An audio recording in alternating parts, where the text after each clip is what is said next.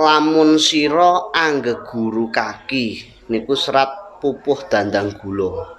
Lamun sira anggeguru kaki amiliha manungsa kang nyata ingkang becik martabate kang sarta weruh ing hukum angibadah lan angirangi syukur yen oleh wong tapa ingkang wis tumungkul tan milik pawehing liyan iku pantes sira guranana kaki sartane kawruhana.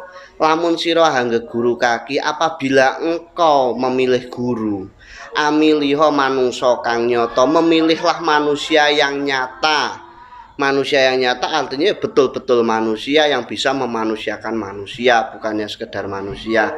Engkang becik martabate artinya itu tadi, manusia yang memiliki martabat bagus, yang mengerti kemanusiaan, yang bisa memanusiakan manusia, yang sadar kalau dirinya manusia.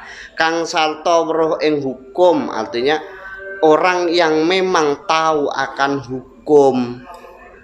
Ya hukumnya Tuhan, ya hukumnya negara. Angibadah lan hangirangi. Tegese artinya bahwa dia juga melakukan ibadah, juga mau mengurangi apa? Akan kenapsuannya, akan kepentingannya secara duniawi.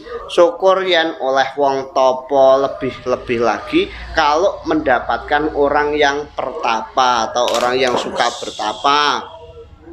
Terus ingkang wis tumungkul tan milik pawehing liyan adalah orang yang sudah selesai tan milik pawehing liyan artinya tidak berharap diberi sesuatu. Iku pantes sira guranana kaki, itulah yang pantas untuk menjadi gurumu sartane kawruhana artinya ilmunya bisa kamu pelajari. Nah, itulah yang dinamakan guru, kriteria menjadi guru. Jadi kalau belum memenuhi unsur-unsur itu saya rasa kok tidak bisa dijadikan sebagai guru. Berat jadi guru. Berat, apalagi tantu mungkul milik malang pawehing liyan, sudah tidak berharap apa-apa dari orang kok. Diberi syukur, nggak diberi ya sudah. Nggak perlu lagi dia mengharapkan tarif satu kali pertemuan sekian, untuk jadi harus sekian, enggak. Karena harus ada kesadaran itu dulu.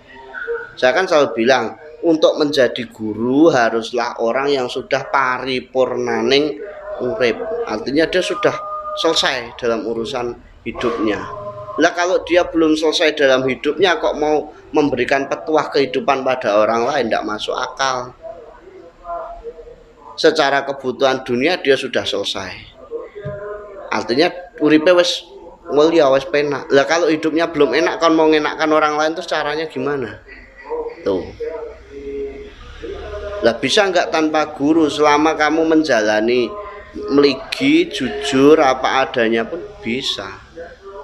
Kalau panduannya dari Romo terhadap teman-teman yang bingung pengen mendalami kawruh tapi memang banyak problem Romo untuk berkunjung ke guru yang tepat itu banyak problem yang sifatnya general. Itu kalau dari jenengan yang bisa dipraktikkan teman-teman di rumah apa Romo? Saya yang pasti begini, saya kasih pedoman mudah saja. Satu, tirakat, mendekatkan diri pada Tuhan, sudah tidak usah mempermasalahkan apa-apa. Artinya begini, saya puasa, saya melek malam, tiba-tiba kok ada sinar datang, tiba-tiba ada kelebat datang, tiba-tiba ada bisikan datang, jangan dianggap. Selesai sudah. Nggak usah, iki apa ya, nggak usah dipikir. Puncaknya adalah ketika dimana panjenengan menemukan rasa yang sebenarnya. Artinya tidak merasakan apa-apa, tidak melihat apa-apa, tidak mendengarkan apa-apa, yang ada hanyalah keberadaanku sendiri. Artinya apa di situ? Menyadari bahwa aku ada.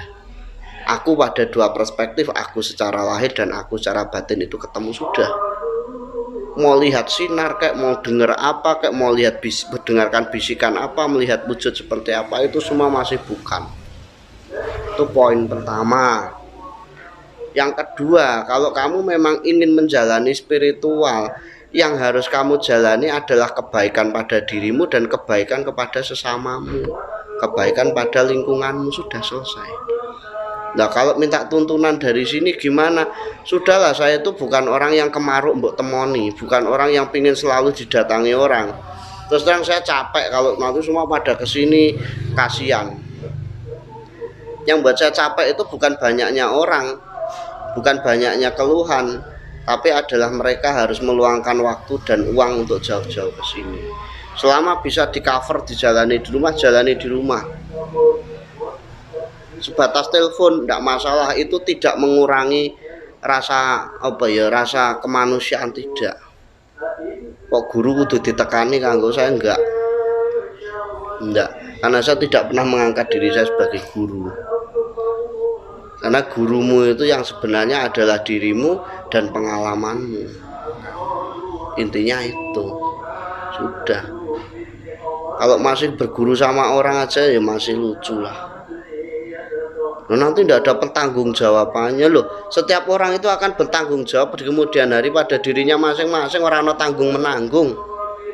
Tidak ada tanggung menanggung. Kiai tidak akan menanggung jamaahnya. Wah itu kalau yang bisa jawab ya kiainya. Kalau kiainya berani ya monggo. Kalau saya kan tidak. Kan gitu. Nah kalau ada kiai yang mengeluarkan statement seperti itu ya monggo-monggo saja. Nah kalau saya nggak berani kan begitu. Monggo napa malih kan gitu. Ada teman saya itu ini orang Tulungagung loh. Nggih. Titip salam buat jenengan dan Mas Mimit khususnya. Beliau itu kan hidupnya nestapa, susah ditindas. Tapi terus kemudian di dalam perjalanannya itu banyak hal-hal yang tidak sesuai dengan logika. Sering mendapatkan istilahnya bisa dibilang kalau beliau cerita kayak semacam kewaskitaan. Padahal beliau nggak pernah berguru kemana-mana, mursyid nggak punya, guru pembimbing nggak punya. Pertanyaannya, bisakah orang yang hidupnya nestapa terlunta-lunta terus kemudian Tuhan membuka hijab seperti itu? Itu pertanyaannya, Romo. Yang paling susah dalam kehidupan itu adalah menerima kenyataan. Satu. Yang kedua, mensyukuri kenyataan. Nah, untuk menjalankan semua itu harus ada yang namanya kesadaran.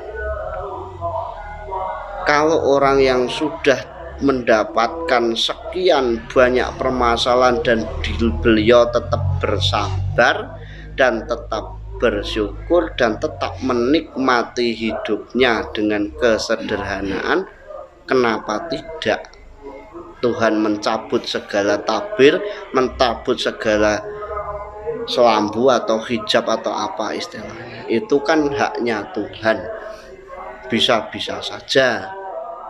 Nah sekarang begini, ada satu konsep yang ingin saya ajak bersama memahami.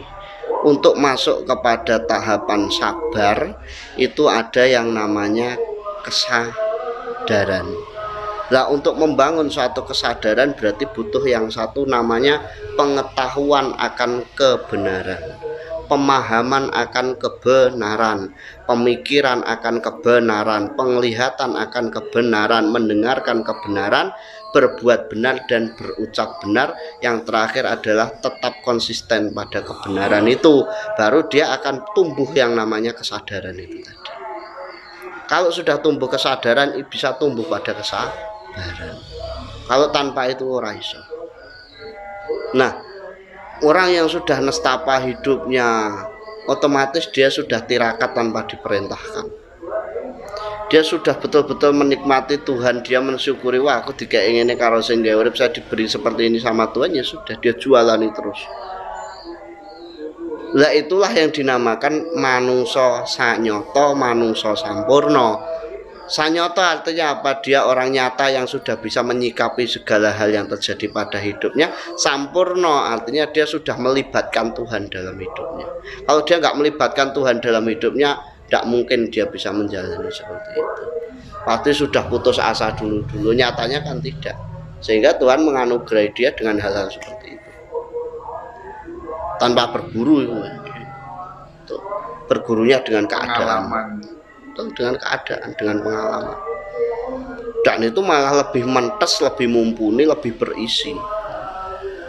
Betul itu. Nah, itu anugerah Tuhan kok. Terus kalau ditanya, lo apa bisa? Bisa, nyatanya ada. Dan apa salah? Enggak, itu kehendak Tuhan. Manusia nggak punya hak ngatur Tuhan, kan begitu.